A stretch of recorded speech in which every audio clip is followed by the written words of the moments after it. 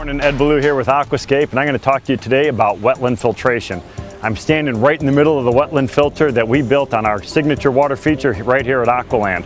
The way these things are designed is exactly like Mother Nature. Wetlands are considered the kidneys of the earth. If you're familiar with human biology and physiology, you know that kidneys actually filter toxins out of your blood. So wetlands therefore filter toxins out of the lifeblood of the earth, which is water. So what we want to do whenever we're thinking about a wetland filter, we're looking for pristine water quality. We want to deal with dirty water situations, high fish loads. If you have a recreational style pond where people are going to be getting in and out of the water, you're looking for good water quality.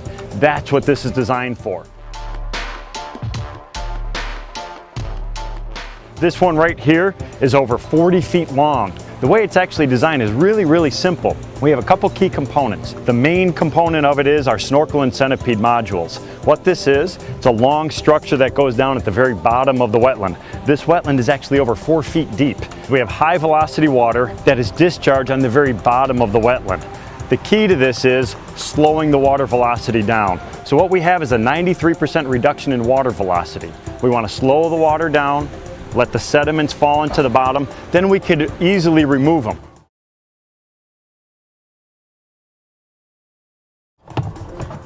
So our snorkel vault actually has an access lid located easily along the edge, basically like a sump pit. All the sediments and everything are going to accumulate down in the bottom. So what we recommend is at least a yearly cleaning, but it depends upon the application. So once we have this unit in place, we have our centipedes going out. The modular nature of the centipedes, they come in 6-foot sections. We could easily add on depending upon the volume of water that we want to filter. The water then flows up to a layer of our aqua blocks.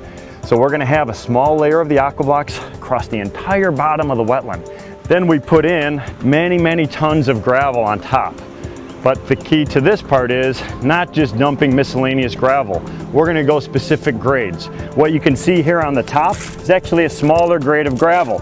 So this is like a 3/4 minus. We don't want this on the very bottom because it can potentially get clogged up with fine sediments. So what we're going to do first, once we have our layer of aqua blocks in place, spreading the water out, we're going to put a layer of 2 to 3 inch rock.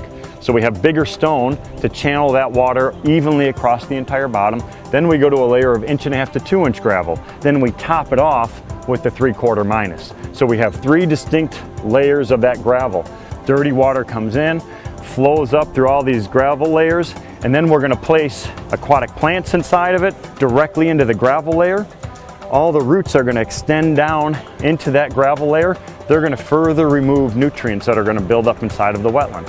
So this entire filter is a living ecosystem. So we have all different types of microorganisms living inside of here. Some of them we're adding, the bacteria, that's the bottom of the food chain. They're going to break down all the nitrogenous waste that builds up inside of the pond from fish waste, decomposing leaves, algae, and things like that. So as they break down, we're going to be creating these plant foods that are going to help give us this lush growth from our aquatic plantings, and then come all the little microorganisms. They're going to feed on all the detritus, they're going to feed on the bacteria, and it rounds out that ecosystem. Because it's a living system, it requires oxygen. We're forcing high dissolved oxygen down into the bottom through our pumping system, but as that water flows up through the different layers of gravel, the oxygen actually gets stripped out of the water column. And that's because of the biological activity that's located inside of the wetland filter.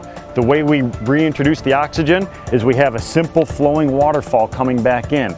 Doesn't need to be anything large, but we want to make sure that we create a rippling action on the surface. This is going to reintroduce that dissolved oxygen into the water, and this is very important whenever you're talking about water quality. We want to make sure that high dissolved oxygen levels are going all the way through all the different layers located inside of our ponds. The bigger the pond system that we have, the bigger the wetland filter. It's plain and simple. The dirtier the water, the bigger the wetland filter. If you're looking for pristine water quality, we could custom design these to fit any application.